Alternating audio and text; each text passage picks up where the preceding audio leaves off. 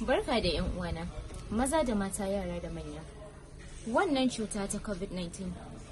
idan muka kiyaye, muka killace kuma muka yarda da umarnin da shugabanninmu suka bamu, za mu kare lafiyarmu, za mu kare yaduwar cutar da kuma yada wa 'yansu wanda ba su da shi. Sunana Munirat Muhammad, ni ma kun gana hand sanitizer, sannan kuma gana face mask. Idan da hali mu samu hand glove mu saka wa hannunmu a koyaushe a lokacin da za mu je ATM ko za mu aikata wasu ayyuka da a waje kamun mu dawo gida. Idan mun zo cire hand glove daga hannunmu, ba a bukatan mu taba nan saboda zai iya taba mana jiki, sai dai mu ciro shi daga nan mu sa hannu mu janyo shi, wannan kuma shi ma mu janyo shi daga haka ba tare da hannunmu ya taba ba. Sannan kuma ina ba da shawara, idan mun fita da kayayyaki daga jikinmu, maza ko in ce maza,